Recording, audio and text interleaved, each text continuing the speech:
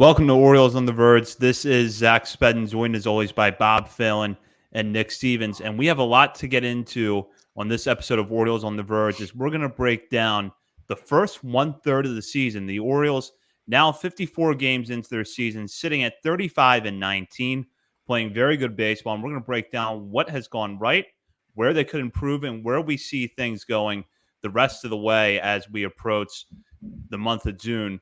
But first, Orioles on the Verge is brought to you by BetOnline.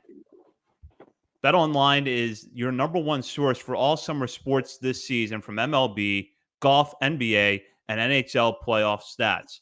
Every stat, every matchup, and even live odds while the games are being played. When the game's over, head on over to our online casino and get in on a game of blackjack or poker online with one of our over 150 slot games. Head to the website today to get in on the action. Don't forget to use the promo code BELIEVE, BLEAV, for your 50% welcome bonus on your first deposit. Bet online, the game starts here. So as I mentioned, the Orioles 35-19 after their first 54 games, playing very good baseball right now. They have two MVP candidates at the top of their order in Gunnar Henderson and Adley Rutschman, performing as expected. Gunnar hitting a grand slam in Wednesday night's game against the Red Sox to clinch a series victory. That game also featured Corbin Burnes on the mound, and so far, he's delivering as the top of the rotation ace that the Orioles expected when they acquired him. You also have Jordan Westburg, Colton Cowser, among other hitters in this very productive lineup, having good seasons. There have been some blemishes along the way, though. The bullpen has been up and down. The Orioles have also experienced their fair share of starting pitching injuries to this point in the season, but are getting by, and we're going to look at all of that in this episode. But Bob, I'll start with you. Just kind of give us your general thoughts on the Orioles as they're now hit the 1/3 mark. Yeah, it's kind of interesting. 35-19, on pace for exactly 105 wins. Not in first place, kind of reminiscent of last year when Tampa Bay was like 4 games up on us about this time. I think the Yankees are around 2, maybe 1. I think it depends on their game today. And I just feel like we haven't played our best baseball, especially on offense. I think once the offense really gets clicking, and by then I'm sure the pitching will probably slip a little bit. It's always a balance, but I just feel like the lineup has been led by Gunnar Henderson, Adley Rutschman, Jordan Westburg for the most part. They've been the big guys. Ryan O'Hearn's been really good. Colton Cowser's been good. A lot of other guys have been pretty solid as well, but those three have really just spearheaded the offense. It's been up and down, but the starting pitching, you just can't complain. I mean, they haven't all been healthy at the same time, but Corbin Burnes, Kyle Bradish, Grayson Rodriguez, Dean Kramer, John Means, fingers crossed there, and Cole Irvin just been fantastic. Even Albert Suarez come in, made 4 starts, has a 1.53 ERA on the season. And yeah, the bullpen has been shaky, but I still feel really confident that by the time September gets here, it's going to be in pretty good shape, whether it's from a trade, whether it's from a promotion from AAA. There's some guys that could help out there, or just guys getting fine-tuned as the season goes on and reaching their peak around the end of the season. I'm very confident that this team's going to flirt with 100 wins once more. You guys aren't on Twitter enough. Clearly, Zach is not on Twitter. No, I agree. Despite the ups and downs, and there are holes, and we'll talk a lot about pitching tonight, I feel like. But I just want to talk about hitting. My general take on this team, as far as the hitting's concerned, they have the 4th highest. Some of these numbers that I jotted down are before tonight's game, actually. So they might be skewed by the time people who are listening to this later hear it. But the Orioles have the 4th highest winning percentage in all of baseball. 16-8 on the road, and they were 17-7 against teams above 500, which is one of my favorite numbers to look at, because some of these other teams that are top of their division even are not that good against really good teams. I just think the football brain mentality is just exhausting. Like, they get swept by St. Louis. That wasn't good. That wasn't fun. But they turned around and completely dominated and swept a 4-game road sweep against the White Sox. And You can downplay that all you want by saying it's just the White Sox, but that's still 4 games on the road, which is incredibly difficult to do against anybody. And I just think offensively, again, we'll talk about pitching a lot tonight. We'll get into all of that. But for me, like, it's the hitting. Like, offensively, this lineup is, again, before Wednesday night's game. That's today, right? The Orioles are 6th in WRC plus. Like, that's pretty good. Gunner's playing at an MVP pace. Jordan Westbrook has a 145 WRC plus. I don't think any of us had that expectations. The Jordan Westbrook that we're watching this year, none of us were down on Westbrook, but I don't think any of the 3 of us saw him putting up this kind of season. I think he leads Major League Baseball in win probability added as well. Adley is very quietly having a very good year offensively. I don't think he's ever going to get the respect he deserves as a hitter, to be honest, though. Colton Cowser's been hot. He's been cold, but he's still hitting 23% above league average right now. Mullins hasn't been good this year for the most part, but these last couple of games, his approach has looked better. I think he's been a little unlucky, especially that Tuesday night's game. He's looked better. The approach has looked better. The results just haven't been there for him the last few games. Hopefully that sparks something. If it does, that's great. But I think at the end of the year, hopefully we look back at Cedric Mullins and say it wasn't great, but overall he had a pretty decent 2024. I think there's a conversation to be had about Cedric Mullins at the end of this season, but not right now. And like the Santander takes are mind numbing. Like, according to Twitter, he's one of the worst hitters in all of baseball, yet his walk rate is on par for his career average. He's striking out like 4% less than last year. He's still got a 104 WRC plus. He's 77th percentile in whiff percentage, so he's making contact. It's just not hard. The hard hit rate is down like 10% from his league average or his career average. He's not barreling the baseball. He's a notoriously slow starter as well. I think mom was making him too much good food at the beginning of the season, and he just got to work that off at this point. You don't dump a guy who's been a proven star for you for the last couple of years. So when Santander starts making better contact, this team is going to take off. And just this whole lineup, it's like Bob said, we're up pacing for 100 wins, and I could easily see this team winning 100 games, and we haven't seen the offense really click together yet. Oh yeah, and Heston Kjerstad and Jackson Holiday and Kobe May are still in the minors. Like, I feel good. Yeah, if I could even just go off of what you're saying there, Westberg, yeah, I think for me, the surprising thing is the strikeout rate. It's 19.8%, under 20%. I didn't see that coming. Walk rate is about where I thought it would be. Knew he had the power in him. I just thought the average would be a little bit lower and he'd be more like 750 OPS rather than over 850. And yeah, Santander, that's the last person I'm worried about. Like, he's been about league average. Yeah, he's batting 204 with the 706 OPS. But guess what? Offense is down all around the league. He is a slow starter. When the weather heats up this summer, he's going to lead this team to many victories. He still has 9 home runs on the season. And we've been winning without our proven, I guess, quote unquote proven, but guys can slip. But you would expect guys like Ryan Mountcastle, who only has 6 home runs on the year, batting 283 with an OPS of 788. That's perfectly fine. But for him to only have 6 home runs after 2 months into the season, that's not going to continue. Santander, we talked about. Mullins, yeah, he's struggling. There's no doubt about it. But his approach has been better lately, and his defense is so good that you're going to give him many opportunities to show that he can at least be a 700, 725 OPS bat at the bottom of the lineup.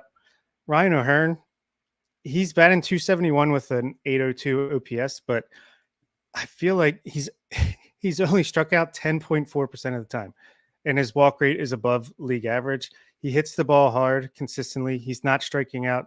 I feel like his numbers should be better than what they are. Jorge Mateo, he's been better than you could expect. Austin Hayes, we know he had a terrible start, and he's done a little bit better since coming off the IL, but we know he's got more in him at the plate. And Ramon Arias, I mean, he had a great game tonight. I could say that. He's leading in Seager, whatever that means. We know he's a veteran. He's only had, let's see, how many plate appearances? 64 at bats on the season. So it's really hard to take much away. But Kyle Stowers getting a shot. Like, there's so much upside still left especially on the offense. Yeah, pitching, other than a bullpen, pitching's been like as good as you could expect. But the hitting, I think we're going to be first in the AL in runs scored by the end of the year. Yeah, I could see that happening. And just to dive into Westberg for a moment, because he has been really impressive to me this year. The strikeout rate is down quite a bit, and the walk rate is up slightly from where it was last year. But the key has been that he is hitting the ball really hard. On Tuesday night's broadcast, Jeff Arnold actually had a nice breakdown of how Westberg has shortened his swing a little bit and how that has helped him get to pitches with higher velocity. And that has made all the difference in the world. And to me, this is kind of the Jordan Westberg that I think we could expect a little bit offensively. I don't know what the home run numbers are going to be at the end of the year, but you look at the fact right now, he's got an on-base percentage at 351. Nick ran off some of the numbers at WRC+. I think right now Westberg has to be in the conversation, be an all-star. I just really don't see any way around it. Santander is going to get going. Mullins, I agree with Nick that his approach has looked better. The biggest thing that I'm concerned about with him is that when he gets in the slumps, it gets really ugly. And he especially has bad platoon splits when he gets in the slumps. But we know with his speed and his defense, he's going to have a roster spot all year. And Gunnar Adley producing as expected. I don't know that you could ask for a whole lot more than what you've gotten from the lineup to this point, but you also know it can get better. Yeah. You talk about Ryan O'Hearn. I mean, the guy's got a 134 WRC plus. I feel like for his role, that he's playing out of his mind right now for his role and the purpose that he's supposed to serve for this team. Yeah, I just keep going back to the hitting. I'm really not concerned at all. I know there was a lot of conversation. We were talking before we came on how it's hard to kind of grasp. It's been a week and a half since we recorded. Like the big things that have happened, the big conversations that have happened since we last recorded. But I feel like since then, there's a lot of conversation. I know Connor, like when Orioles did a whole episode about this. There have been articles about this all over the place about, the Orioles and the walks and their approach at the plate and first pitch swinging and all this stuff and how aggressive they're being. That can change. It's not going to change overnight, but I'm sure they went into this season with that kind of plan, that kind of mentality to attack this year. And as long as it keeps working, they keep winning. I don't see them changing much, but if it's not working, they think they can get more out of certain guys, they'll dial it back. They're going to adjust as the season goes along. It won't be overnight. It's not like a light switch, but like over the next couple of months, over the month of June, like let's see where this team ranks offensively in a number of categories. But right now, they're near the top of the bigs in everything. I think it was Jacob Calvin Meyer. He's sassy on Twitter. Somebody responded to one of his tweets about, I can't find it now quickly live on air, but someone made a smart comment about the team's performance. About how this team not carrying or something tonight. And Jacob quote tweeted it, and I was just like, yeah, this is how the fans of a team on pace for 100 wins respond.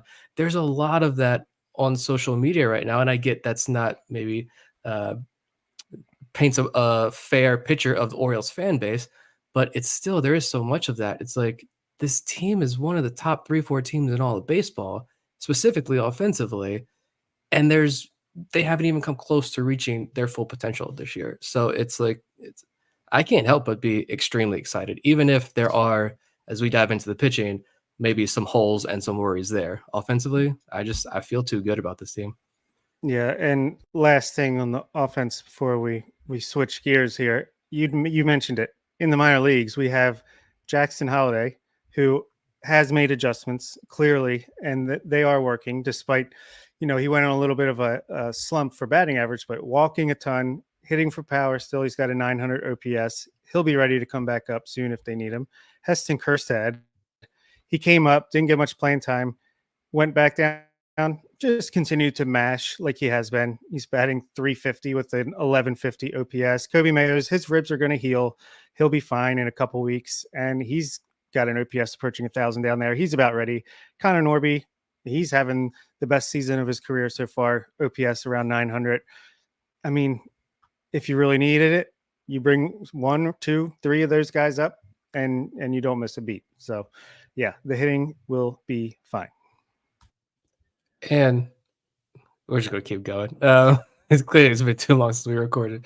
And somebody mentioned Kyle Stowers earlier. Like, I just want to give him a quick shout out. I've seen some conversation as well. Like, oh, is Stowers breaking out? Should he get more run over, a Hayes or Santander? I don't think so. I think Stowers, you're seeing Kyle Stowers perform exactly what we talked about coming into this year and at the beginning of the season. We talked about this in detail numerous times. I feel like Stowers is really, really good, valuable depth to keep in your organization when so many people are like, we need to just trade him. It's kind of the same conversation like so many people want to have about Heston Kjerstad right now, although Kjerstad's, I think, a much better overall player than Stowers.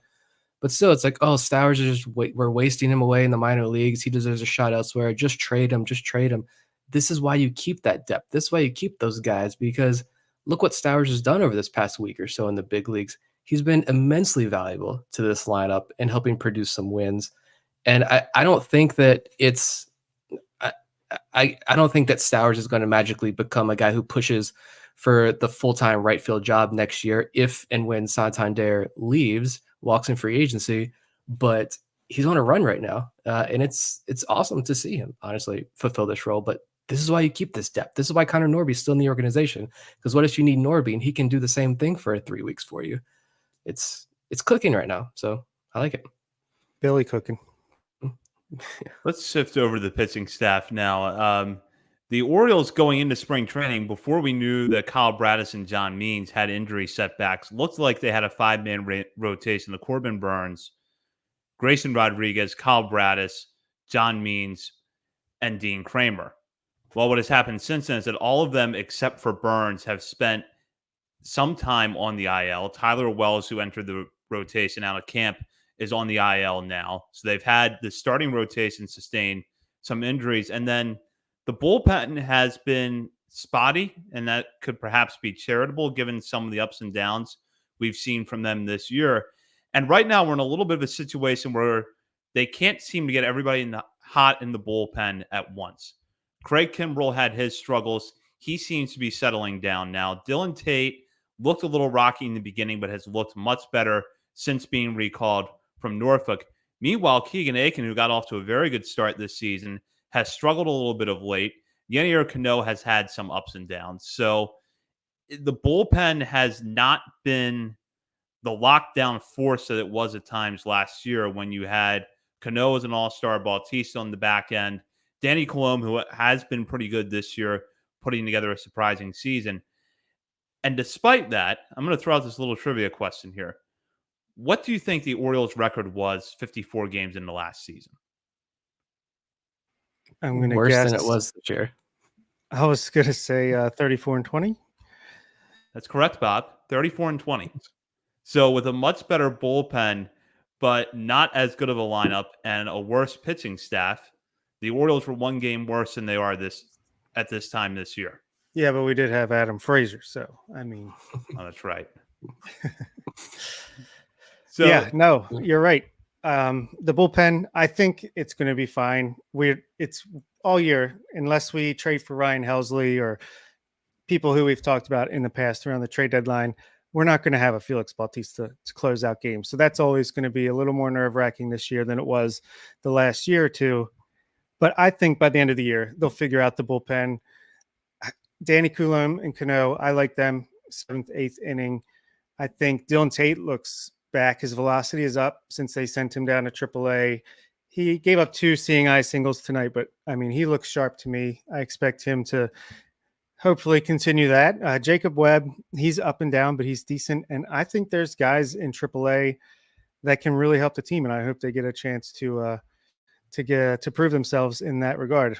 Stick around for the second episode of this week if you want to hear more about that. Yeah, I mean, with the bullpen, I guess this is where I don't think it's as dire as many want to make it out to be. It's still, like, statistically speaking, depending on what stat you're looking at, it's middle of the pack as far as like MLB. It's a lot of 14th to 16th to 17th range in baseball in a lot of different categories. So, and I think some of the issues are a bit exaggerated because of the lineup some nights when that lineup is not clicking and it is a close game. You make one mistake. Like Keegan Aiken gives up a home run. He leaves the pitch hanging. It goes over the fence. Like, that mistake is exaggerated. not trying to make excuses for Keegan Aiken because he hasn't been that great this last couple of times out, but still, I think some of that, if this lineup was hitting a little bit more consistently, you wouldn't be as concerned. But, I think for the next couple of weeks at least, you can piece this together. Like Tate, like you guys have mentioned, hopefully he continues to pitch well. He pitched well again tonight. Another shutout inning to close out the game against Boston. Maybe Vieira gives you a little something, or you just continue to, I don't know if we want to open that can of worms. I Or was you going to just say, you want to touch that hot stove? let's do it. Or we continue to or what we saw from him is his debut outing, which was awful.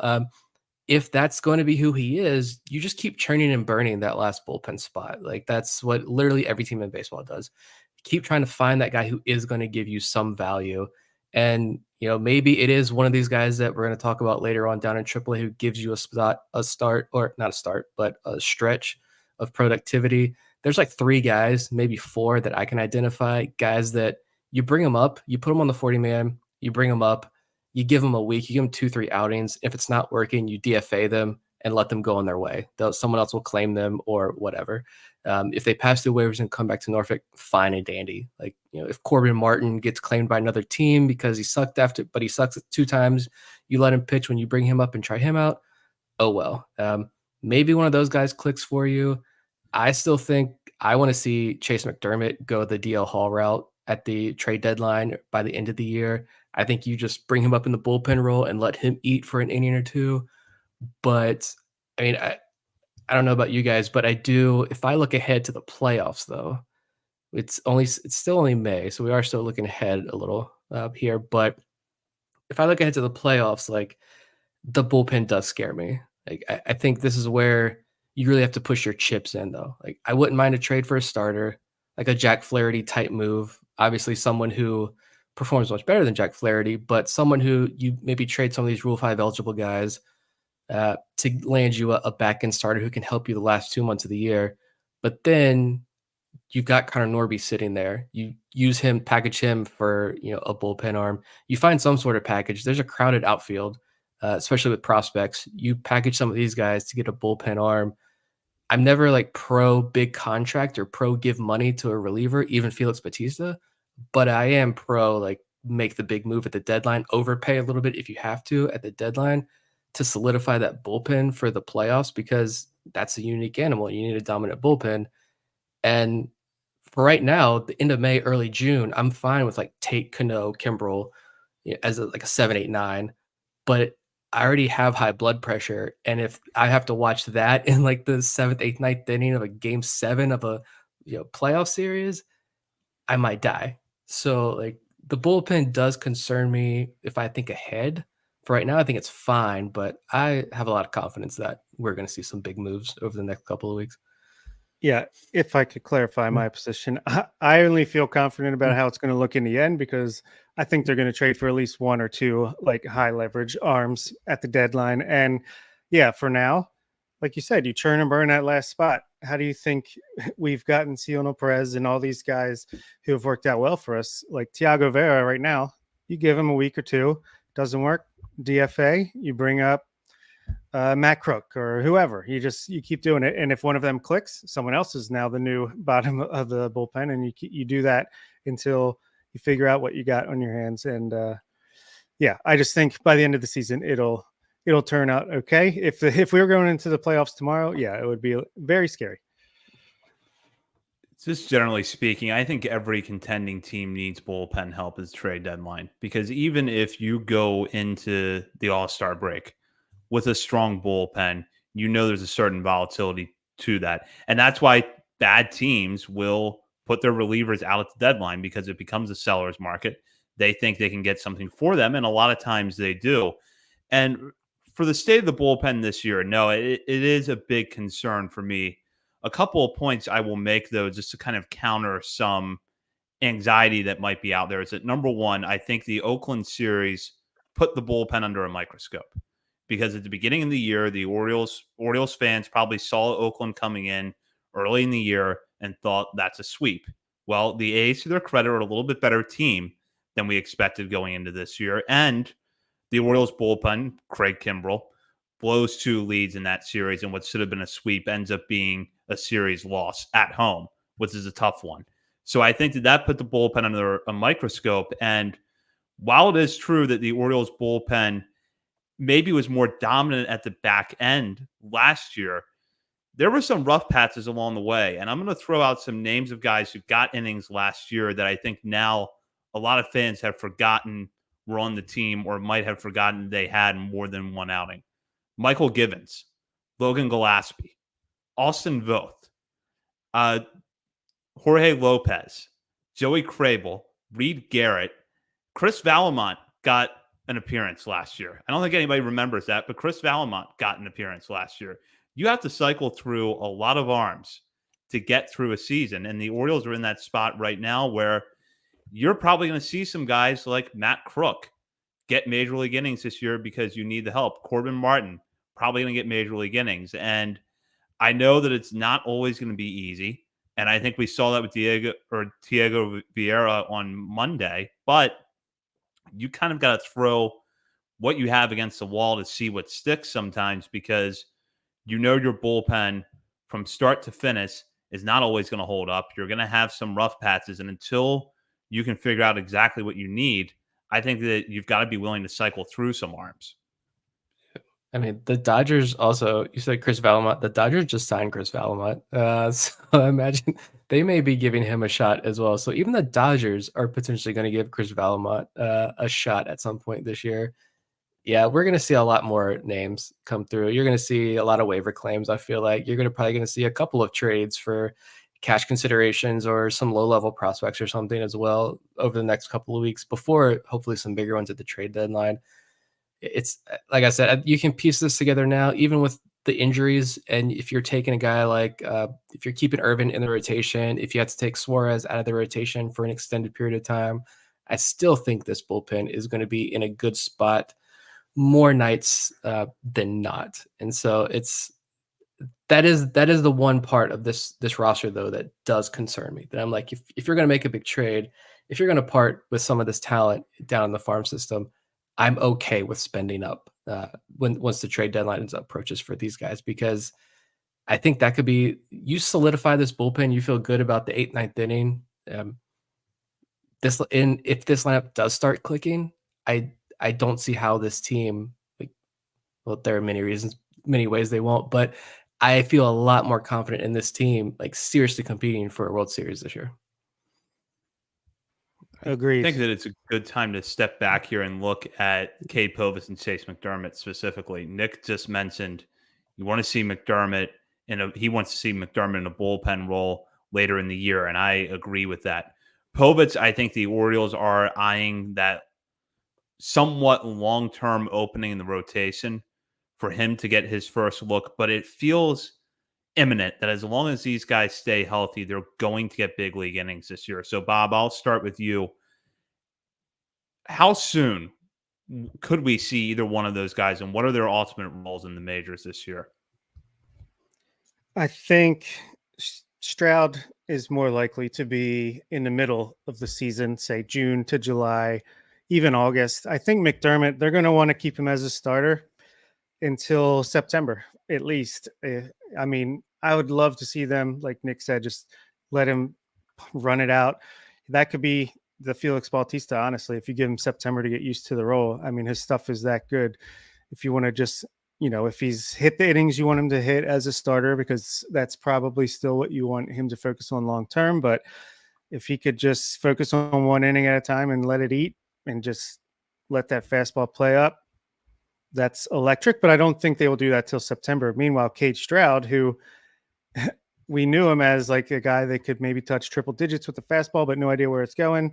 Now he's kind of eliminated the four-seam fastball from his repertoire, going sweeper, cutter, changeup heavy, and it's working. He's only walked 2 or 3 batters all year, and he had one bad outing for AAA Norfolk, which has inflated his numbers because of short sample size, but I think he looks fantastic. And I think, honestly, they DFA'd Caleb Ort. There's an open spot.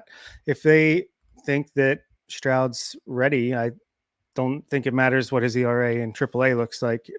I think it could be is possible he could be activated on Friday on the major league roster. But I think he'll be up at some point over the next couple months to get a shot. Yeah, I just see like McDermott. You say, all right, you got 20 innings left. You're going to throw 20 more innings this year. Let's bring it up to the major leagues, and you're going to give us those 20 innings, 1 inning at a time in the major leagues. I could see that. I'm fine with not using him as a starter in the major leagues this year. Povich, on the other hand, if I'm just looking at those two guys, I do agree with Stroud. Stroud's out pitching his, or Stroud is pitching much better than any of his stat lines show right now. But Povich is the one guy that I don't know. I don't know how you guys feel about this. Like your confidence meter with bringing up Cade Povich in the next 2-3 weeks or something. Like the numbers look so good. He's throwing the ball in the zone more. He's getting results. The home run rate is like he's halved it. The walk rate is down. I got walk per 9 and Ks per 9. I hate that. The walk rate was 14, almost 15% last year in AAA. It's down to below 9%. AAA, I don't know where he ranks in all of minor league baseball. Him and McDermott were 1-2 in strikeouts in all of minor league baseball like a week ago, but he's striking out 33% of guys in AAA right now. Opponents are hitting 194 against him. Like I think he's really, really close to coming up to the big leagues, especially if Means is going to be out for an extended period of time.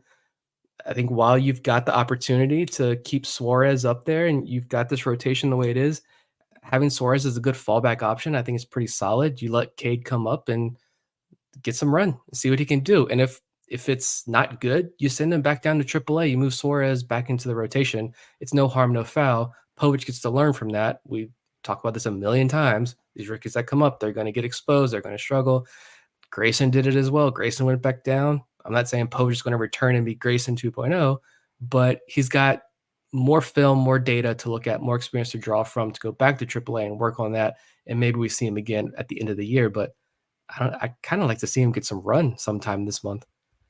Yeah, I agree. I mean, Kramer, he's already thrown again. I'm pretty sure he's already pretty much healthy. They're just going to wait until the time is up. So maybe he misses 2 more turns through the rotation. I'd love to see Povich get those 2 turns, even if it's a guarantee that when Kramer's back, he goes back down to the minor leagues. Just like you said, I think let him get it out of the way. The major league debut, take whatever you can from that. And honestly, if he just lights it up, starts on fire, then you figure it out. That's a good problem to have. So yeah, I was hoping Povich got the call when Suarez got the spot start, but there's still time to give him a start or 2 before Kramer gets back. Yeah, there's going to be an opportunity there.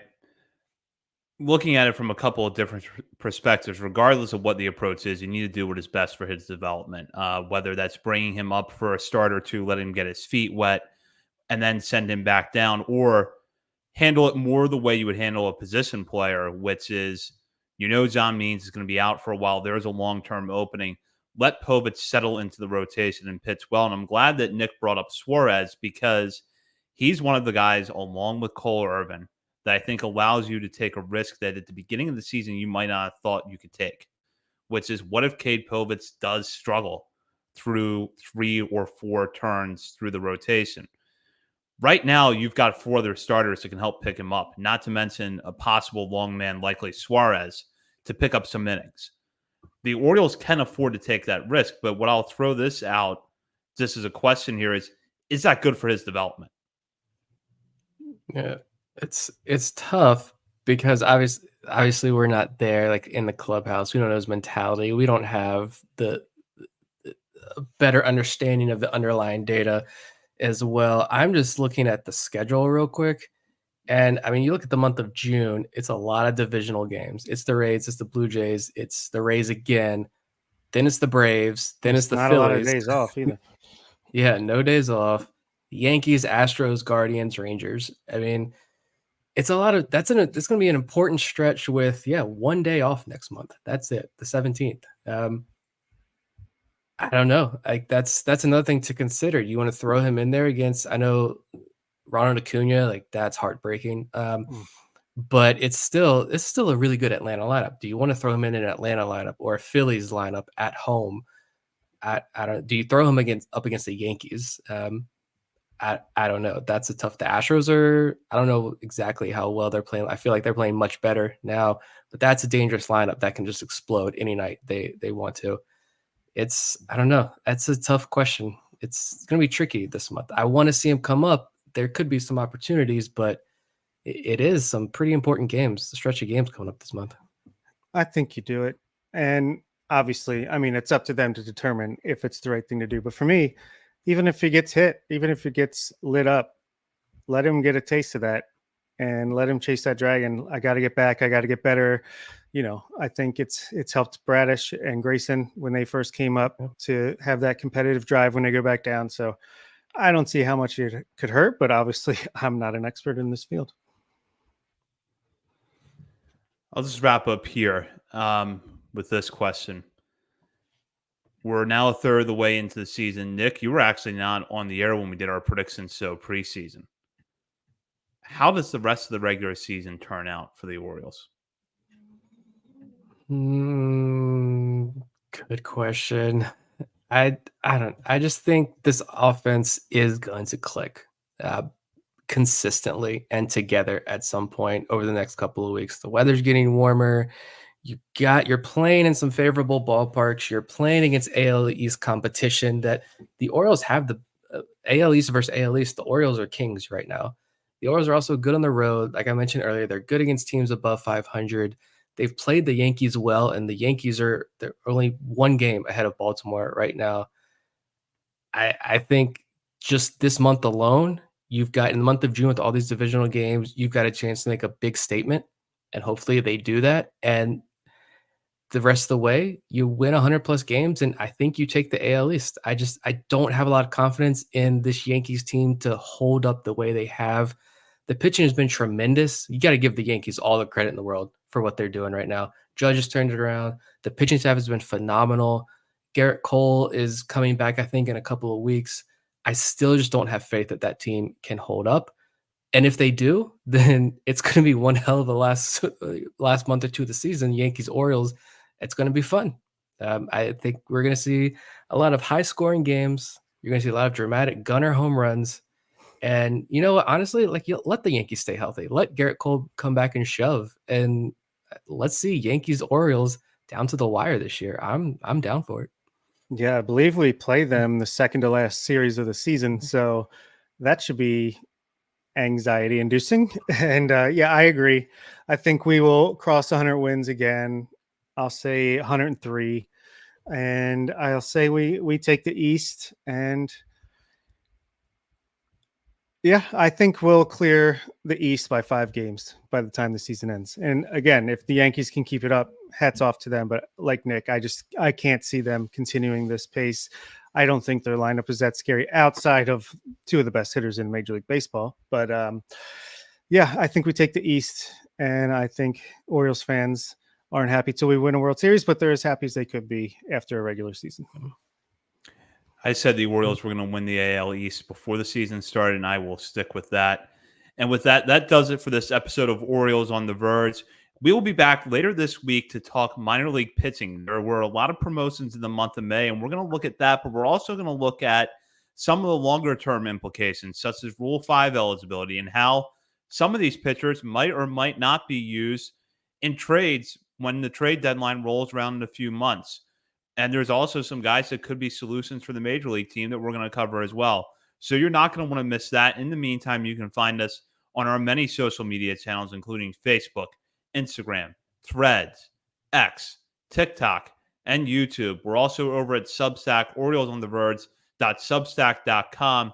And a quick programming note, our monthly update to our top 50 prospects list is probably going to drop within the next week or so.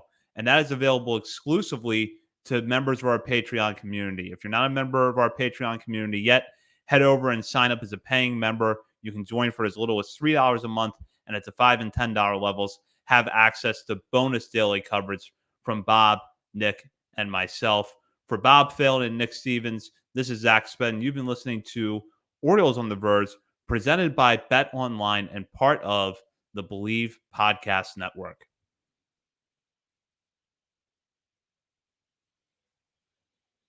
Welcome to Orioles on the Verge. This is Zach Spedden, joined as always by Bob Phelan and Nick Stevens.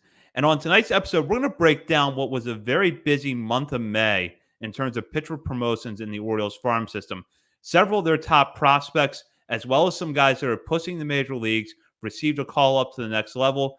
We're going to break down not just what that has meant in the short run, but what it could mean for the rest of the season and possibly the offseason, as several of these pitchers are Rule 5 eligible.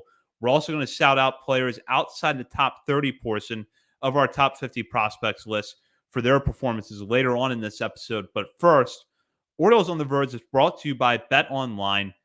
Bet Online is your number one source for the NBA and NHL playoffs this season. Every stat, every matchup, and even live odds while the games are being played. When the game's over, head on over to our online casino and get in on a game of blackjack or poker, or unwind with one of our over 150 slots games. Head to the website today to get in on the action. Don't forget to use promo code BELIEVE, BLEAV, for your 50% welcome bonus on your first deposit. Bet Online, the game starts here. And now, as I talked about at the top of the episode, we'll break down some of the pitcher promotions we have seen over the last few weeks. And really, if you want to go back into the end of April is when this trend started, when Cameron Weston got the bump up from Aberdeen to Bowie after an excellent run there. But we've seen several others more recently, including Luis De Leon, who is emerging as one of the top pitching prospects in the Orioles farm system, going from Delmarva to Aberdeen. Trey Mago, after a very good start to the season in Bowie's bullpen, received a promotion to AAA Norfolk. Cade Stroud, who also had a dominant run at Bowie, was promoted to AAA as well. And Brandon Young, who recently got a pretty big shout out from Eric Longenhagen over at Fangraphs after an excellent stretch at Bowie in their rotation beginning the season, was promoted to AAA. And Young is one of the more intriguing guys we're going to talk about tonight, because not only has his stuff looked as good, if not better, than it has at any point in his career, not only is he getting honorable mention on a top 100 prospects list from a major outlet, but he is Rule 5 eligible this offseason. And now that he's on the cusp of the majors at AAA, he is one of the guys that the Orioles are going to have to make a decision about in the coming months. And that could mean that he's protected with a 40-man roster spot either during the season or in the offseason. Maybe they make him a trade piece, or they just wait and see how things play out the rest of the way. So, Nick, I'll start with you. There's a lot to unpack here, but let's just start with Young's performance so far this season. He's a guy that we've been high on for a while, but unfortunately, injuries have limited him over the last couple of years. This has been his first fully healthy year in a while, and he looks good. What are you seeing from him? Not going to be one of the trade pieces. There are some where we'll talk about that will be, I think, trade pieces. One that I don't want to see him go, but I think he makes a lot of sense. Brandon Young, and this is just, if anything, for more selfish reasons, just because like I've said this over and over again, and this warms my heart that Brandon Young is getting all this love. I could have never imagined Brandon Young becoming this type of pitcher. But this is one of my guys. From the moment I watched him pitch, right after the Orioles signed him as an undrafted free agent after that 2020 draft, I was like, this guy, you put him in the bullpen, you let him ride through this organization pretty quickly. You've got something here. But then, like, no one knew what happened to him. He goes in the IL. It was April of 2022, and he doesn't pitch again until June of 2023. And I remember because someone tweeted at us that morning asking, like, where's Brandon Young? And I was like, you know what? I have no idea. I think I texted you guys and was like, do we know anything? We haven't seen him pitch in over a year. You're like, nope, nobody knows anything. And then, like, 30 minutes later, he popped up on the transaction log. Brandon Young rehab assignment to the FCL. He was back. Now he's got a 41% strikeout rate in AA, a sub 5% walk rate, a 4.09 ERA, but it was a 1.25 FIP and a 1.66 xFIP. Only one home run allowed in Bowie. And actually, it wasn't in Bowie. It was while he was in Bowie. But it was actually his first start of the year on the road at, was that Colorado? That'd be Hartford. Yeah, Hartford. That's it. So he dominated. He tamed Prince George's Stadium, which is hard to do. And now, like you mentioned, he's in AAA. Eric Longenhagen has him in top 100 consideration. I don't know about you guys, but that blew my mind. I would have never expected to see Brandon Young top 100 consideration. Like, I don't know.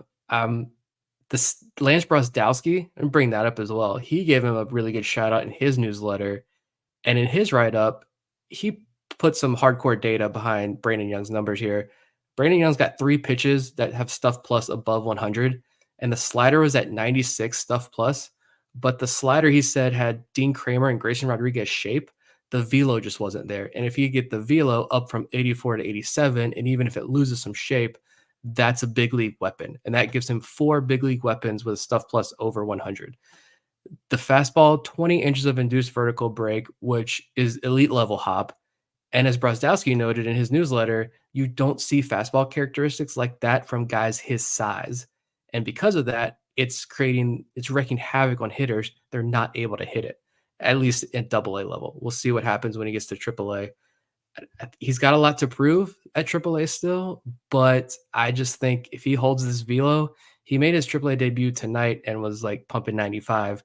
So if he can hold that velo, I think there's still a lot of development to go there with him. But this is the pitching version of Joey Ortiz, like the all glove, no bat guy who suddenly now look what he's doing for Milwaukee. But he took that COVID year down at the alt site, and look what the Joey Ortiz, he had the injury, the labrum injury, and now look at the Joey Ortiz we saw return from that. Brandon Young had major league tools, but he gets hurt for a year or so, comes back, and now he's a top 100 prospect. Like, I don't know. I'm happy for it. I hope it pans out and he continues this upward trend now that he's in AAA. Yeah, completely agree. And I feel like with all these guys, there's like a few different ways it could go, where you either give them a chance this year, you put them on the 40-man before this year ends to give them a shot in the majors and see what they have, and then you can make a decision later, or you keep them in the minors all year and make a decision in the offseason, or like the Rays typically do, you use these guys as your trade chips come the trade deadline, maybe in more minor deals than like a guy for a closer, a trade for a closer where you'd use someone like Connor Norby. Probably this would probably be more for a role player, but Brandon Young, for me, he's a guy I'd love to see him get a shot in the majors before the year's up out of the bullpen. I mean, just looking at the Orioles 40-man roster, you still have Brian Baker on there. They just got Caleb Ort off of there, Jonathan Heasley, Corbin Martin. Like, there's plenty of guys. Bruce Zimmerman, no offense, Rockabacco. There's plenty of guys that, you could make room to give some of these younger, maybe, they don't have the major league experience that a Brian Baker has, but do you want the major league experience that Brian Baker has? I don't know. But yeah, Young, he's been awesome. He's got that. I love reading Lance, and I forgot how to pronounce his last name. I apologize. And I do want to get him on this podcast before the season is over, but I loved reading like just the awkward angle for hitters that Young has, being so tall, but having a lower arm slot than you typically would see with someone that height. And he's got 95 mile per hour heat. Yeah, I think he's a guy that you could see in Baltimore this year, but even if it's not this year, I'd love to see him added to the 40-man at some point, and 2025 maybe is when that happens. Yeah, I agree. I think that we could see him before the season ends, even if it is a, Pitt's game 2 of a doubleheader type of situation, just because the Orioles know that if they hold on to Brandon Young, they're going to have to make the move eventually to put him on the 40-man roster. And we saw last year was an example of this, where if a player's performance at AAA warrants it, the Orioles will be proactive and make that move in season and not wait until the offseason. And it's a much different situation because Heston Kjerstad had a much higher prospect stock or higher prospect status, however you want to term it, coming into this season than Brandon Young, coming into last season than Brandon Young had coming into this season. But I don't know that a lot of us saw Kjerstad making the major leagues last year, and he did, and the Orioles protected him ahead of the offseason. They could very well do that with Young this year. I go back to last season when Young first worked his way back to Bowie. I thought the stuff, especially the fastball, looked good for him coming off an injury, but he would have some starts where he wasn't getting the swings and misses from it, and some starts where maybe he was missing the location. You didn't really see that at all during his time at the Bay Sox this year. And if he's able to build on that to AAA, which is as tough, if not a tougher adjustment than it has ever been before for pitchers between the different balls, the automatic ball strike zone, the fact that pitches can be challenged on some nights. It's a tough adjustment, but I think he has set himself up to make it, even if it's not right away. Yeah, you saw some of that too. Just I watched his first 3 innings tonight before we came on the air, and then now going with that, and then looking at the final box score, he still got 6 strikeouts in 4 innings in his AAA debut. He did walk 3 guys. He struggled to find the zone a little bit, but that's, I mean, getting used to the AAA ball. He just got there like 2 days ago. I think it was a really good first start. And to see someone like Eric Longenhagen say, I don't know if this guy holds his velo all year, he might have mid rotation upside. Like that's massive. Even if he doesn't reach that, and this is at least a guy who could compete for a 5th starter spot next year. I think it's good to see him get to AAA right now, and the guy who maybe we'll talk about next, a certain lefty that was just promoted to Norfolk as well.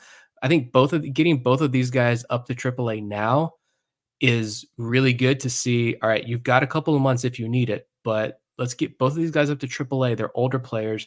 Get them up to AAA, and let's see what you got. And if maybe it's okay, maybe there's some promise, we'll trade you. We're going to shop you around and use you to trade piece like Bob was talking about. Or if you start to show out, now the conversation is, how do we fit this guy on the major league roster at the end of the year? Or at least, hey, in Brandon Young's case, because it was a shoulder injury, I think is what eventually we determined. You say, hey, we'll see how many innings he's going to throw this year. But if you pitch well enough this year, like, we're going to shut you down maybe a little early, and you're not going to get added to the 40-man roster this year. But in the offseason, we're going to add you, and you're going to come to spring training in full competition for a rotation spot. And we'll see what happens from there. We'll see. I'd be interested to know how many innings they're willing to give him, though. But they've been pretty cautious with him so far up to this year. I think just a lot of like 3-4 innings. So we'll see. Let's go over the pitcher that I think Nick was alluding to, and that's Trey Mago, who started this season back at Bowie and was dominant there in 19 2/3 innings, posting a 1.83 ERA and striking out 24 batters against just 6 walks. He was promoted to Norfolk, where he has been pretty effective over 2 outings. And with Mago, there's a little bit of history to note here, because I'm not sure how many Orioles fans are aware of his full background at this point, even though he's been in the system for a couple of seasons now. Mago went into the 2022 campaign as a possible option for the Pittsburgh Pirates in their major league rotation later that summer. He was at AAA Indianapolis. He'd had a good track record in the minor leagues up to that point. Gets off to a good start that season, but then is shut down after just 8 appearances and ultimately has to undergo Tommy John surgery. He's Rule 5 eligible in the offseason. The Orioles get him in the minor league phase.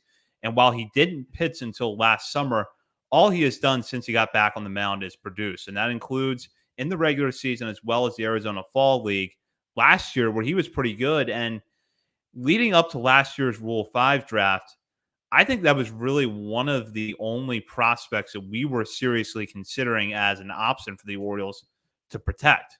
Nonetheless, the Orioles left him unprotected. Unfortunately, he was not chosen by another team in the Rule 5 draft. He's still in the system. And because of the AAA experience, because of the fact that he has starter experience, he's a little bit different than some of the prospects that might be in the mix for promotions to make their major league debut this year. So, Bob, I'll start with you. If you look at Mago to this point in the season, do you view him as a viable bullpen option for the major league team later on this year? I actually lean no. I don't think it's impossible, because he's performing well. He doesn't walk many guys, strikes them out.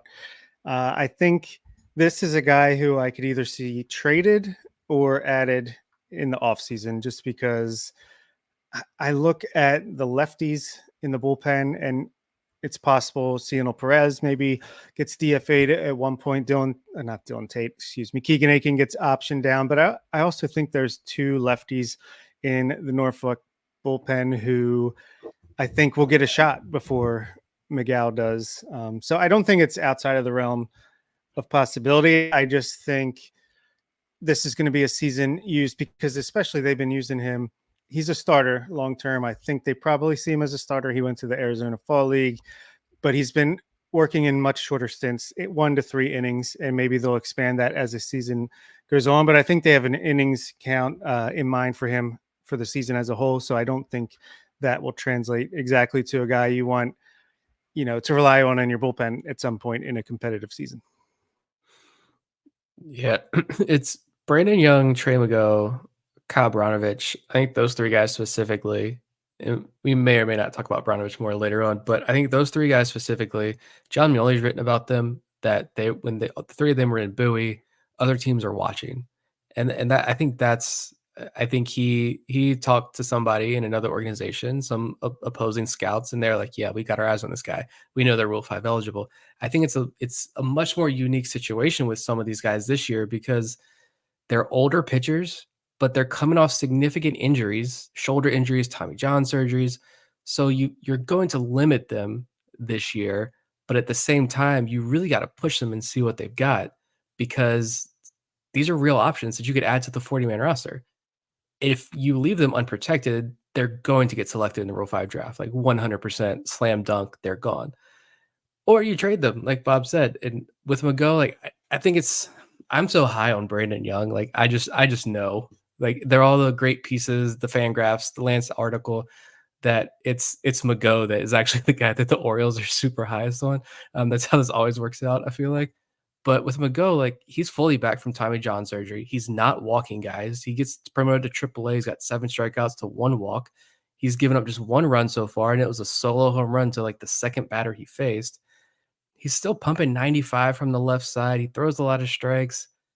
I could see him being the guy where the Orioles say like, hey, look at this. We took him in the minor league phase of the Rule 5 draft. He was recovering from Tommy John. We built him back up. Look what he's doing in AAA. You know he could be a starter for you. Let's make a deal. I could see him being moved, and that's a legitimate prospect. I feel like you're shopping around. Yeah, imagine from minor league Rule 5 pick to a key part in a trade for a reliever at the deadline. Maybe like a Connor Norby and Trey McGow for Ryan Helsley. Let's go. Or I mentioned technically last episode, if you're watching live 10 minutes ago, that I could see maybe pushing some of those bigger chips in for the bullpen pieces. But like Trey Mago, I mentioned let's get a Jack Flaherty trade 2.0, but for a better version of Jack Flaherty.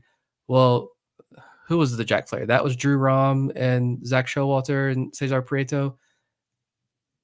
Like, true or false, Trey Mago is a better prospect than Drew Rom. I feel like you package him with the right prospects, you can get a higher quality arm, a guy who can really solidify your rotation or at least be that comfortable 6-7 starter at the major league level for 2 months. Like I'm comfortable with moving Trey Mago for a proven starter for that you only need for 2 months. Even if you leave him off the playoff roster, so be it. He got you to that point. Great point. I'm of 2 schools of thought with Mago. On one hand, I see what you guys were saying. I think it could be an Easton Lucas situation last year where Lucas had performed well, but the Orioles had already passed on not protecting him in the Rule 5 draft once, as they did with Mago last year. And they might be looking ahead and realize this isn't any room for him, but to a bad team, he is an enticing player. I don't think you even necessarily have to be that bad of a team to want Trey Mago on your major league roster before the season ends. So you dangle him out there, even if it's as a reliever, to get something back.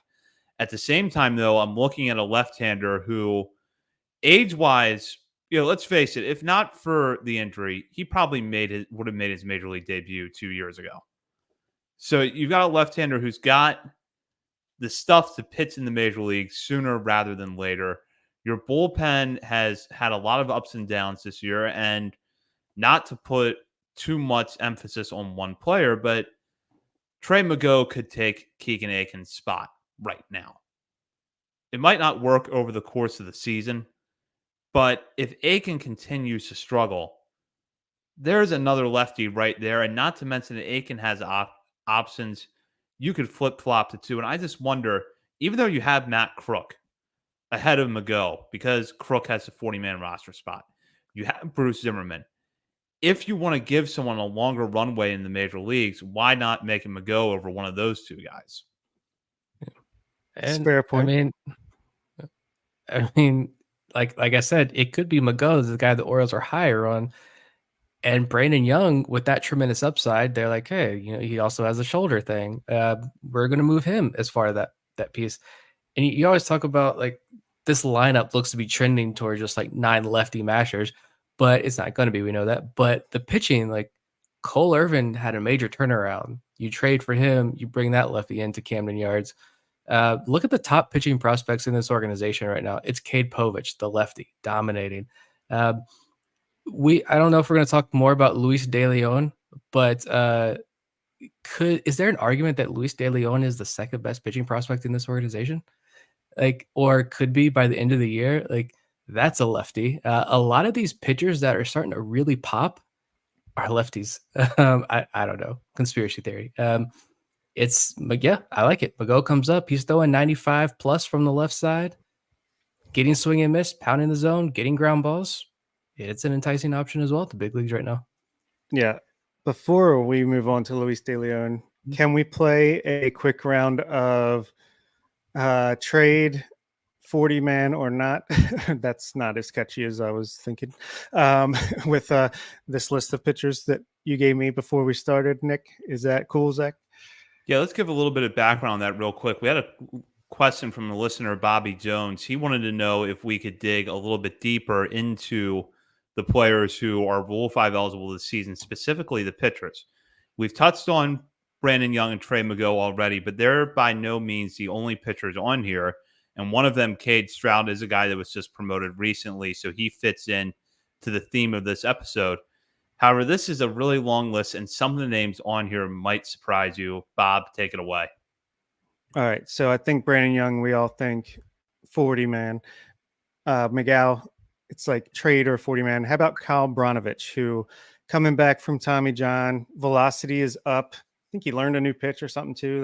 That article, like his walks are a little bit high, but that's to be expected coming back from Tommy John. But he looks really good in Double A. Could be the next guy moved up to AAA. What do you think, Nick?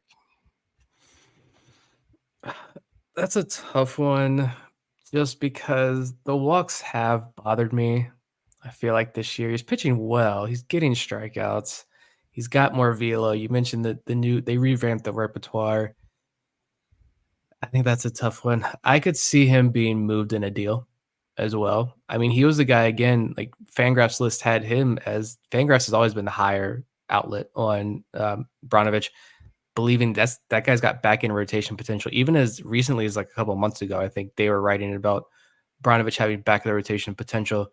I think that's a guy who Brandon Young has higher upside. I think Trey Mago, I feel like has higher upside. I like Zach's point that could he be a major league piece for you right now? Probably. Branovich, I feel like it's just a little bit harder to fit in, but he's got major league stuff. I feel like you probably make a Garrett Stallings type trade with Branovich, maybe. Yeah, I agree with Nick. I've always looked at Branovich as he's going to be a big leaguer as long as he stays healthy because he has an out pitch with a knuckle curveball. The velocity increase has been good this year, but like Nick said, I am concerned about the walks. So I think you do see him traded as, or is it more of the Garrett Stallings type move, or is he the guy that rounds out a package that gets you a higher profile starter or reliever in return? I'm going to say the walks don't concern me as much just because like we've seen with Seth Johnson, as the year's gone on, the walks have kind of slowed down. I think he'll be promoted to AAA soon. I think, he was always known for good command, good control before the injury. I think that will get better as the year goes on, and the improved stuff, plus that out pitch that Zach said, I think he'll be added to the 40-man before the season is over and pitch out of the Orioles bullpen. That's what I'll say. How about Cade Stroud, who go ahead. I was going to say with Branovich, we've seen all these other guys get moved up, Stroud, Young, Mago before him.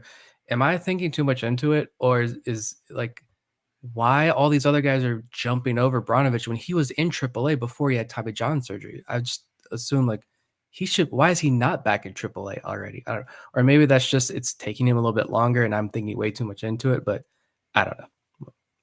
It's a fair point. But Cade Stroud, I was going to say, I did not realize when we recorded the last episode that he had another rough outing tonight in AAA. So maybe he's not as close as I said a day or two ago. But what do we think, Zach?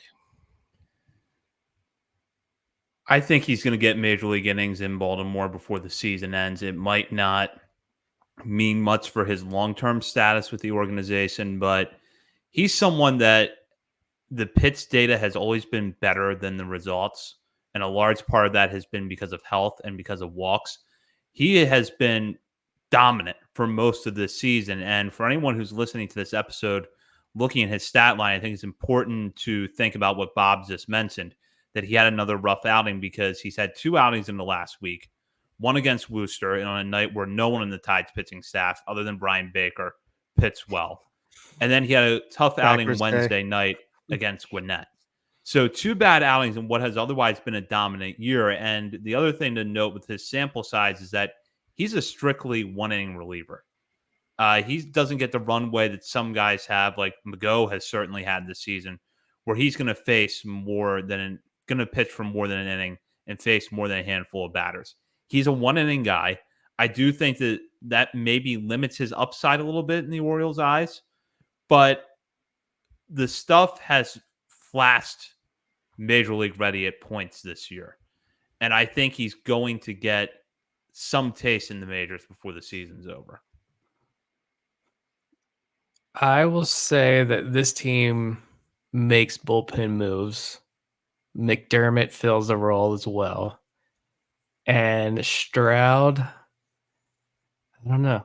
Maybe you take the gamble again. Maybe we're not seeing that many Rule 5 guys get picked. And so I feel like if I'm a team, again, I don't work in baseball.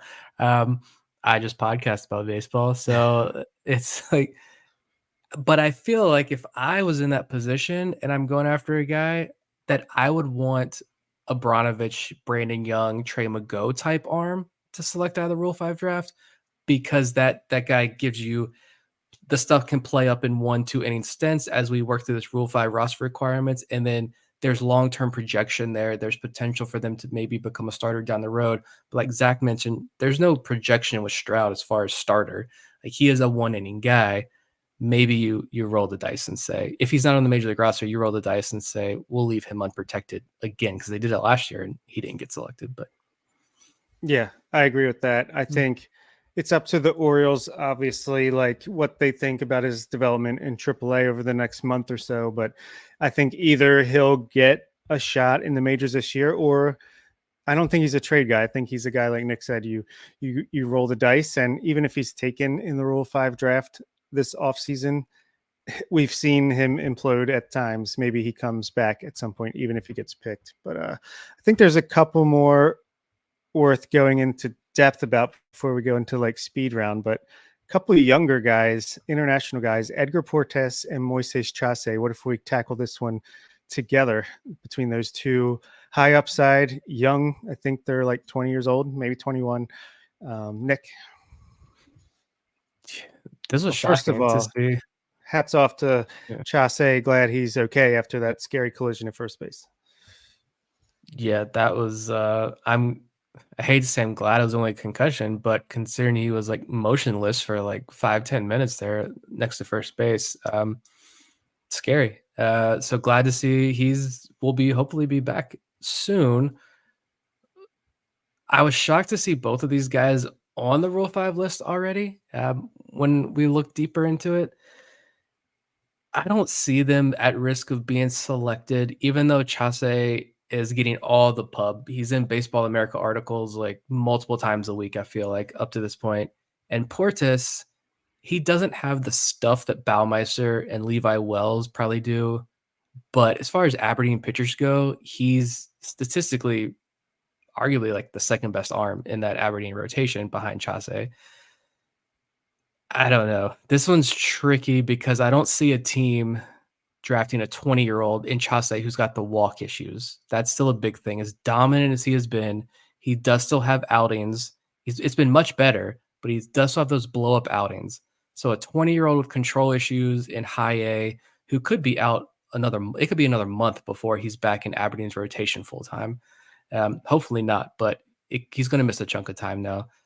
I think that helps the Rule 5 case. You keep him in high A all year, he's safe. Portes, though, like I don't know if it's a situation where Baumeister and Levi Wells are college guys, so you jump them up to Bowie when they're ready, and you leave Portes in high A, maybe hide him a little bit more. But even if he gets to double A, he's a younger arm as well that I could see teams having a hard time maybe digging that deep for a guy. I don't know. I agree with Nick. As much as I like both of these pitchers and as much as I think that both of them have a tremendous amount of upside, Portes is going to turn 22 in October, and best case scenario probably will have half a season of double A experience. I just don't see that really appealing to a team. And then in Chase's case, he's going to turn 21 here in a couple of weeks. So he'll be 21 on opening day next year. And this injury is not going to be a long-term setback, but it is going to keep him out enough time. That's really going to limit his opportunity in double A this year. He might still get there, but this is going to mean probably at least 3 or 4 starts fewer at that level than he would have had otherwise. And the Rule 5 draft presents so many high floor older guys for pitchers in the major league phase that I think it's going to be hard to pass up on someone who could help your bullpen now for one of these two pitchers, no matter how good they could be. And I think both of them could be very good, but there's a lot of development left for both of them. Chase, it's the walks. Portes has come a long way in the last year, but I think that with his secondaries, there's still some more consistency to be had. So I think that you can probably afford to not protect them in the offseason, and you'll have both of them in your system going into next year. Yeah, I think I pretty much agree with you guys here. Chase, yeah, I think you don't need to protect him. You don't need to trade him. If a team takes him in the Rule 5 draft, I think he'll probably walk like 20% of batters in the major leagues next year.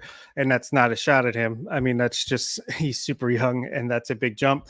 Portes, I could see if he has a nice second half that going into the off season before the 40-man deadline, maybe if a team falls in love with him, that could be a trade potential there. But other than that, yeah, I agree. And I'll just run down real quick. Nolan Hoffman. Zach.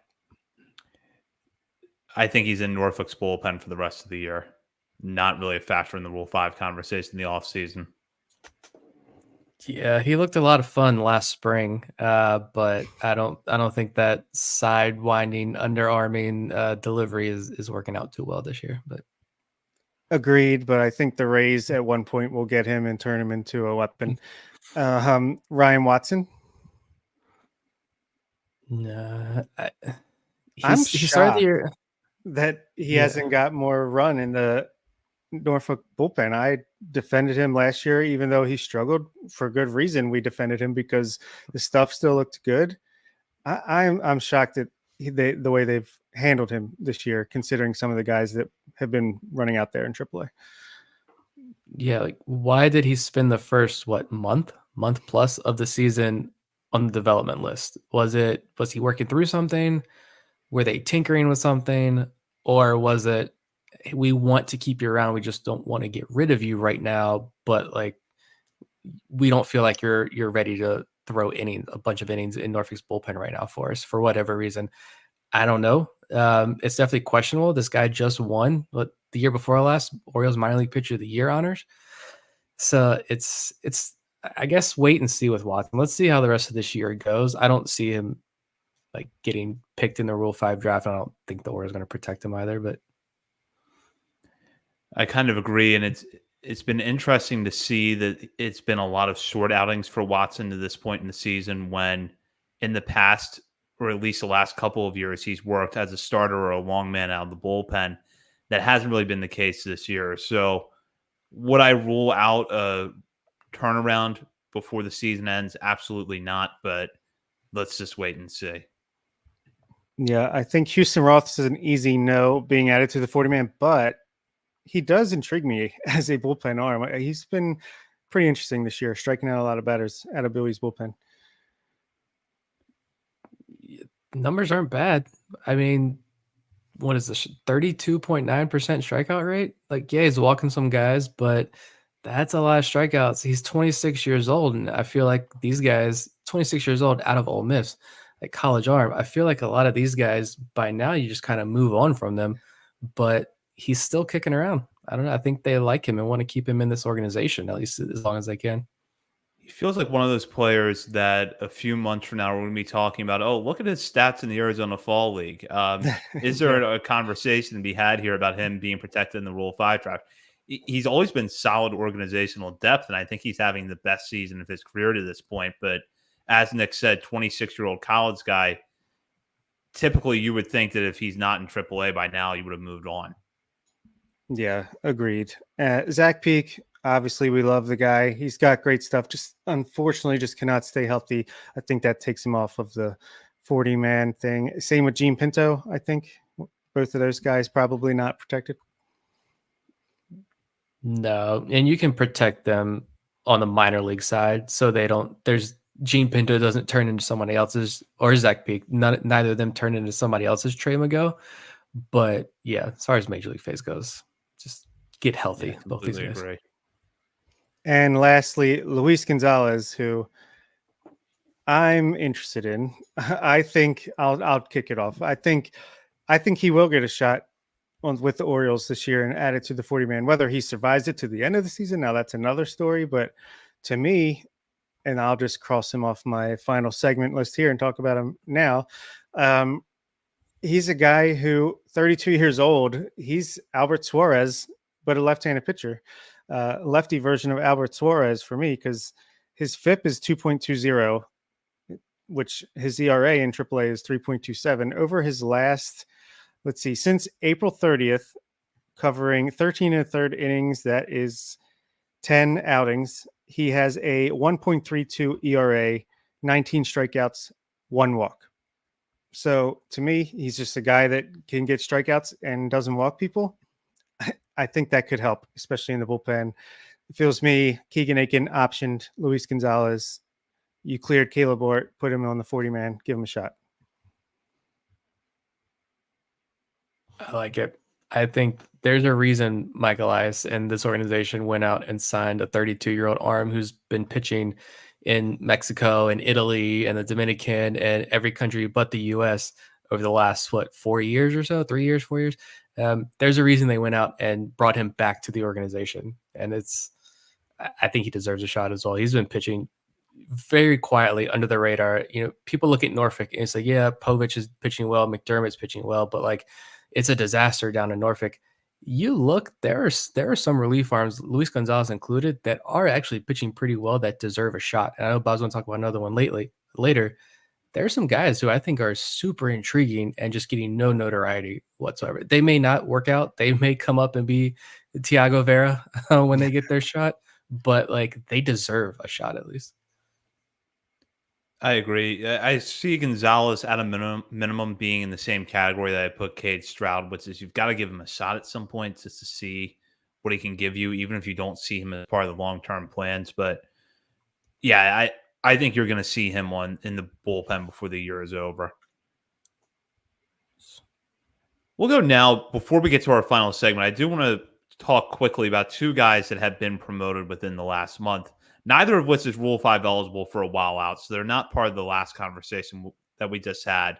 But it's Luis De Leon and Cameron Weston. De Leon, Nick touched on this earlier, arguably now one of the top pitching prospects in the organization.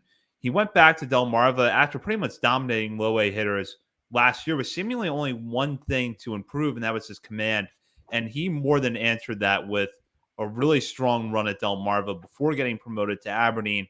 And really outside of one bad inning for the Ironbirds in his first start, he has been really effective at high A. And friend of the show, John Mioli, just profiled De Leon recently in his series about minor league pitchers over at the Baltimore Banner.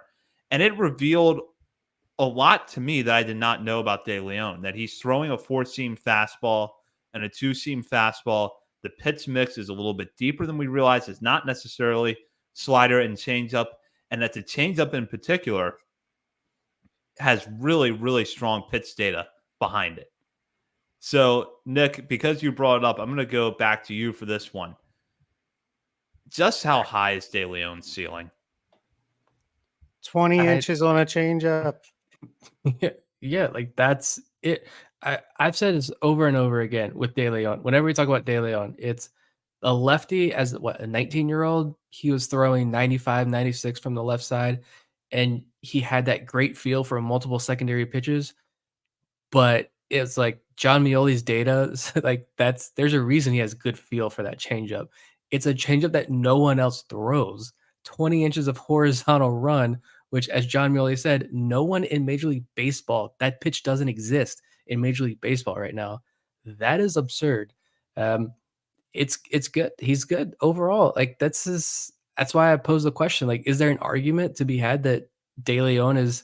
I think all three of us have Povich as our top guy. I think all of us have McDermott as number 2, but then it's like McDermott, Seth Johnson, Baumeister, like that range. Is there an argument for Luis De Leon to be the second best pitching prospect in this organization? Depends on like how you value these guys, but I think ceiling wise, he's certainly up there, like top 2 or 3 in the organization. We traded DL Hall and got a better DL Hall from international signing, basically. Yeah, I think that's definitely an argument you can make, especially by the end of the season. I mean, I think there's a chance he gets a taste at Double-A before the season ends. I mean, I think it would be towards the tail end, but tail end of his 20-inch changeup fade. Just ridiculous numbers. And I think, yeah, he's still so young. So just give him a chance to get a feel, pitch in Aberdeen for most of the season. And man, yeah, the sky's the limit for Luis De Leon. I think I was already super excited for him. And then to see that John Mioli article, it was just like, be still in my heart.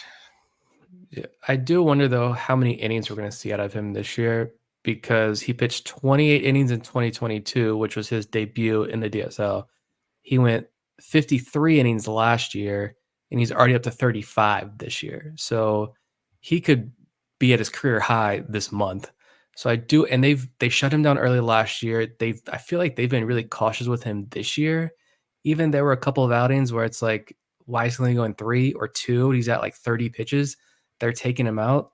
I think they're going to be really cautious with him for whatever reason. So we'll see how long he lasts.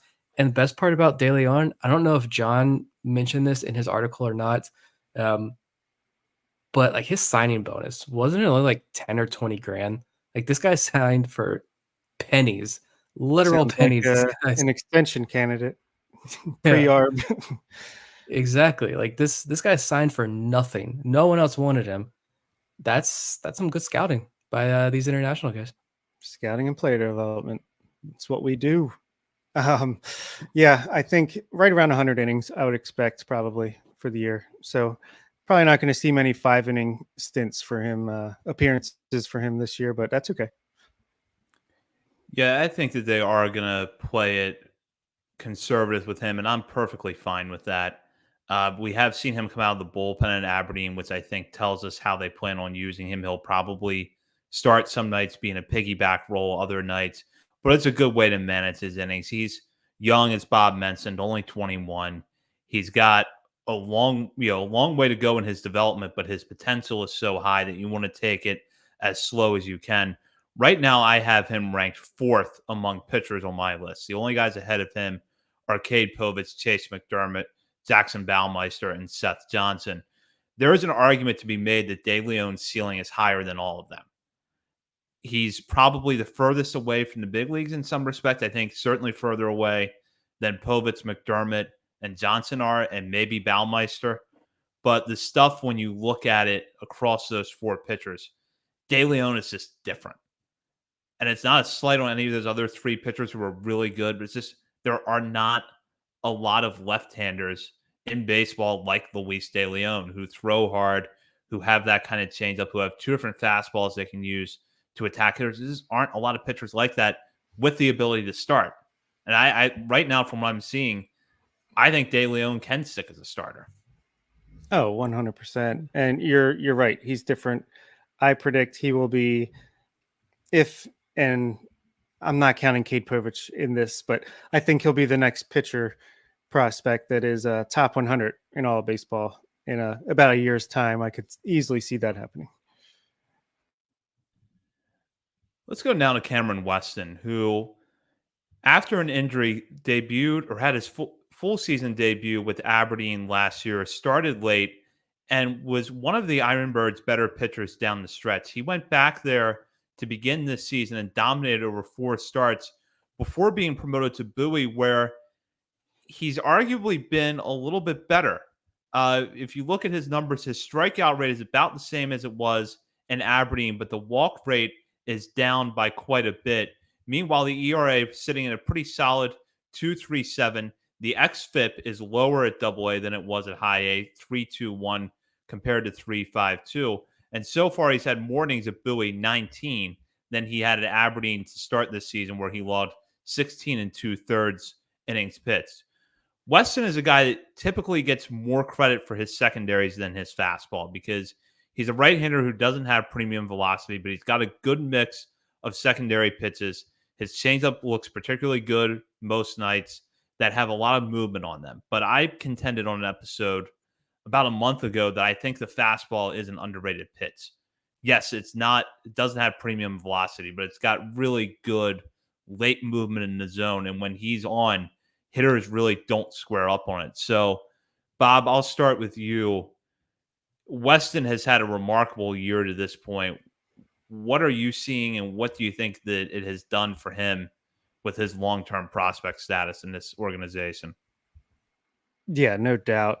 He's this year's Alex Pham. Obviously, we had a higher opinion of him coming into this season than we did of Pham coming into last season, I would say. But he's gone from a guy who I thought could be like a legitimate, like high leverage relief prospect to now it's like, well, maybe he can make it work as a starter, because he's doing some things. Like you said, the fastball looks a little bit better than it did in the past. The changeup is a weapon. He's just pitching, like mixing his pitches and all that really well. I think, he could be in that Kyle Bronovich pre Tommy John surgery, like part where he's like a back end innings eater if he's a starter. But if he's a reliever, again, like I could see him being a high leverage, not high velocity, but a high leverage arm in a way that I don't know, just gives a different look. Like Cano is a sidearm and sinker baller.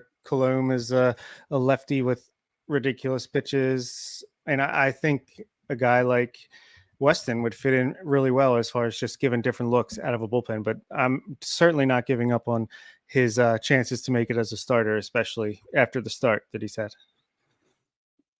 He's probably him and Edgar Portes, I feel like, are in a battle between being the best pitching prospect that no one talks about in this system. Like, got promoted to Bowie. It's 19 innings, 24 strikeouts, 4 walks. That's insane. He just hasn't pitched. I was going to say, like, what does he have to do to get more notoriety? But he just hasn't pitched much. It was because of the injuries. 42 innings last year. He's up to like 35 or so this year. And since getting to Bowie, the strikeouts are up. The walks are way down. He's at a 5% walk rate. It was 11.7% in high A this year. Strikeout rate, 31%. The big thing that sticks out is like he's not getting the ground balls as much anymore. This guy was like career up to this point, like 55, 56% ground ball rate. It's down to 47%. That's like the biggest blemish. Everything else has been improved since he got to Bowie. And he's another guy who I don't think you're going to see a ton of innings from him this year. He's probably going to stick in that piggyback role. As long as I honestly, I could see him, if depending on how things shake out the AAA level, which I think you're going to see a lot of movement over the next couple of months. I could easily see Weston getting that cup of coffee at the end of the year in AAA, and then next year, like, battling. He's in AAA to start the year. He's probably in Norfolk's rotation, and he's a guy who's battling, and you're like, man, that guy could be a potential weapon out of the bullpen at the end of 2025 season. Maybe I'm watching him closely. I love watching this guy pitch. It's interesting comments when people have never seen him pitch. I feel like there's been 3 different comments already this year. It's like, that's Tommy John surgery waiting to happen because of his weird delivery, and that everyone else has to make that comment. No, the kid's good, and he's got that funky delivery that just eats hitters up. It's fun to watch. Completely agree. And with that, we will go into our final segment of the night where we shout out players outside the top 30 portion of our top 50 prospect list for something they've done recently, whether it's been a good game, a good week, or just something interesting in their stat line. And since his reliever pick kind of fits into the theme of this episode, and in fact, he's been mentioned a few times already, I'll turn it over to Bob. Matt Crook, is that who we're talking about here? Yes. Okay. Yeah, Matt Crook, he has been stealing outs from hitters all season in AAA. I'm just trying to pull up his overall stats real quick. Yeah, 1.50 ERA on the season, 18 innings pitched, 21 strikeouts, 10 walks, which is a little high, but I feel like most of the walks happened in the first month of the season. If you go back after his second appearance in early April, since April 9th, he's pitched 15 innings to a 0.60 ERA, 17 strikeouts to 9 walks. And then if you go even shorter from now, his last 5 appearances, he's pitched 5 1/3, 7 strikeouts, 2 walks, no runs allowed. So to me, I'm not sure if he's like new Nick Vespi or if he's like a guy they think could be a weapon, or like new Danny Coulombe or new Nick Vespi. Obviously, we love Nick Vespi. He dominates minor league hitters. He hasn't really had a chance to prove if he can do it at the major league level. So I think we know where the organization stands with him. But yeah, I just wanted to shout out Matt Crook. He's already on the 40-man, so very easy to give him a shot at some point this season, especially swap him with Keegan Aiken. If you want to give Aiken a chance to get right back down in AAA, I could easily see that happening. What do you guys think? I think, like we talked about, I think this is a guy who definitely deserves a shot, even if it's just one of the churn and burn guys. That's like, he comes up, and if he craps the bed, he craps the bed. It's what you DFA him, you move on. It's fine. You don't lose anything. But if he does click, like, maybe he has something. That's a guy who I watch a lot of, obviously watch a lot of Norfolk Tides baseball, and he's always a guy who I'm just like, Matt Crookson, like, maybe I like skip a little faster if I'm not watching live, like skip a little faster, whatever. I don't pay attention. And then like I'm preparing for the show and I'm looking up for this segment. Yeah, and I'm like, oh wow, he was actually really good. Maybe I should stop skipping through his outings and actually watch him a little bit harder. It was a good find. Yeah, he's going to get a shot at some point, I think, and his performance warrants it. And it's going to be especially sweet since he was with the Yankees last year. And for my hitter, I'm going to go with the guy I've talked about a lot last year, especially Steven Acevedo, who got off to a really slow start this year. Then he went on the injured list. And ever since he's came back, he's been just killing the ball in low A Delmarva. I would not be surprised if high A Aberdeen is in his future as soon as they think guys like Bradfield and Matthew Etzel deserve to be promoted to Double A. For the season, he's batting .281 with a .787 OPS, 6 doubles, 3 home runs, 13 stolen bases. And over his last, 18 games, 57 at bats, obviously with the injury there. We're going all the way back to April 20th. So it's been over a month, but with the injury, it's not a ton of at bats. But he is batting .351 with a .966 OPS in that span, 175 WRC plus, 9.4% walk rate, which is very much increased from last year, and an 18.8% strikeout rate, which is much better than his 30% strikeout rate last year. Overall, it's 26.4. So he's making strides, and he's still only 21 years old, believe it or not, since he's been in this organization for 4 or 5 years now. So just wanted to continue to shout him out as he continues to go under the radar. I like it. I'm going. Can we also just shout out the fact that I feel like whenever we do this segment, at least my guys, the next week, they're not good. And like, we're digging deep for these guys. So of course, like, they've got holes or whatever, but it's like, why you got to do this to us? But Daniel Johnson crushed it again this past week, hit 500 for the Tides.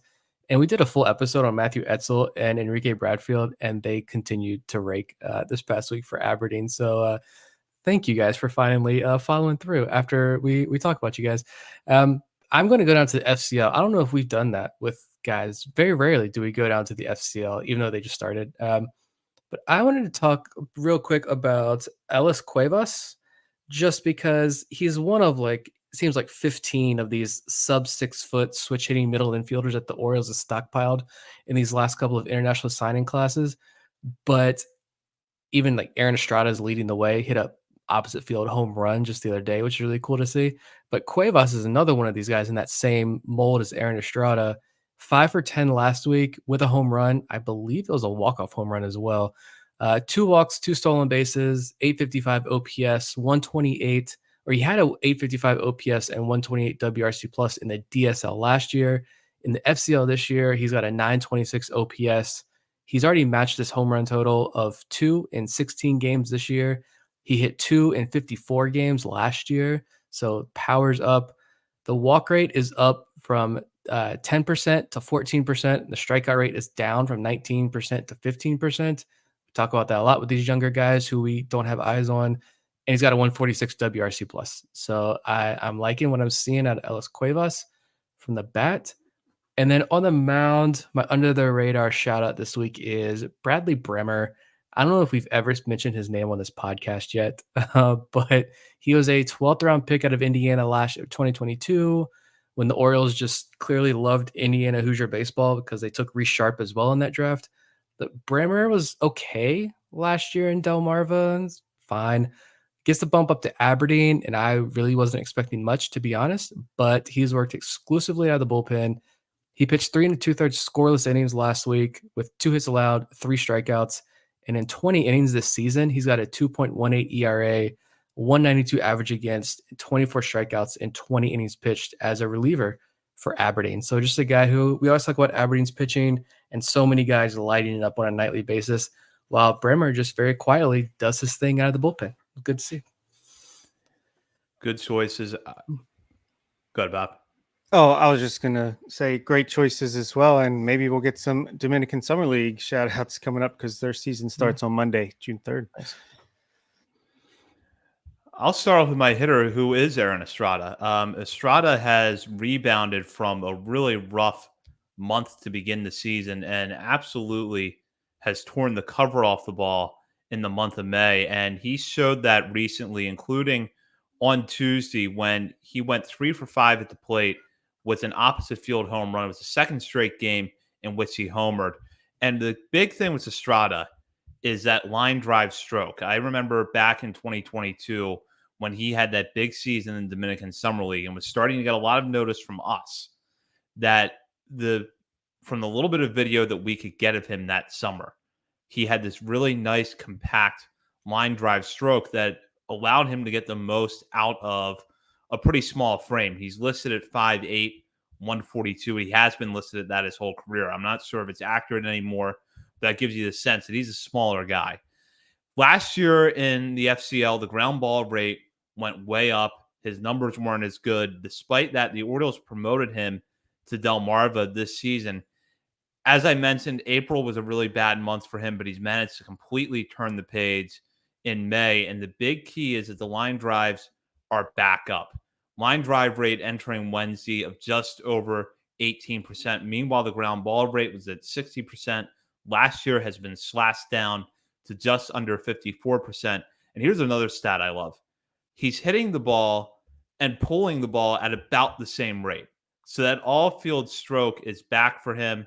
That has been good to see. And even as a switch hitter, he can take advantage of the opposite field, which he did against Carolina on Tuesday night.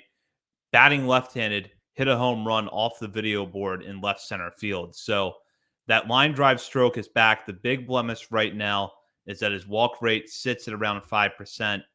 You want to see that number go up, but given he's made adjustments so far at this point in the season, I'm hopeful he will improve in that area as well. And then for my pitcher, I'm sticking with Delmarva. I'm going with Isel Correa. Correa is a young right-hander, 21 years old. The Orioles signed out of Cuba before the 2023 season. Last year, Correa got off to an excellent start in the Dominican Summer League, was promoted to the FCL, and really struggled there. This year, he went back to the FCL, and after just one outing, was promoted to Delmarva. And if you only watched his first start with the Shorebirds, you probably didn't come away impressed because he struck out 4 guys in 4 innings of work, walked 4 batters in 4 innings of work with only 1 strikeout. His last 2 outings since then have been a lot better. Combined 9 2/3 innings pitched with 11 strikeouts against 4 walks. So far this season, he's had very good numbers over a small sample size between the 2 levels. A .96 ERA with 15 strikeouts to 8 walks over 18 2/3 innings pitched. So Correa still really young at this point, just 53 1/3 career innings, but showing a lot during his first stint in Delmarva. Yeah, watch his last outing. I watched it this morning. I had it on the background when I was working. I don't know how many hits he allowed yesterday, but like 4 maybe. They were all like weak ground balls through the infield. No hard contact. It was a lot of, I don't think he's a high velo guy, but I think he's like 90, 92 or something. But that guy is, he's pretty polished for as young as he is, as far as development wise. I think he had some issues coming out of Cuba, and that delayed his entrance into the U.S., and which is why there was that really emotional video of him signing when he found out that the Orioles were signing him. It was a big relief for him, obviously, and he's pitching fairly well. I think he might be in my new top 50 that comes out, or at least very, very close. We'll see. Yeah, great choices, especially Aaron Estrada. I feel like he's one of my guys, our guys. Frederick Bencosme, reminiscence, just switch hitter. The opposite field home run surprised me. I didn't know he had that kind of power. So maybe he has grown a little bit. So I'm very happy that he's having a good month, and hopefully that continues this season. And Nick's mention of his personal top 50 is a good reminder that our monthly update to the top 50 prospect list is going to drop next week exclusively for patrons. You're not going to want to miss that. If you're not a member of our Patreon community yet, please check it out and sign up today. You can sign up for as little as $3 a month, and at the $5 and $10 levels, have access to bonus daily coverage from Bob, Nick, and myself of the Orioles minor leagues. Not only can you find us on Patreon, but you can find us on our many social media channels, including Facebook, Instagram, Threads, X, TikTok, and YouTube. We're also at Substack, OriolesOnTheVerge.substack.com. We've had coverage of the Orioles minor league as well as the draft throughout the spring. We look forward to bringing you more there over at Substack. We will be back next week. In the meantime, hope you enjoy the rest of your week. For Bob Phelan and Nick Stevens, this is Zach Spedden. You've been listening to Orioles on the Verge, presented by Bet Online and part of the Believe Podcast Network.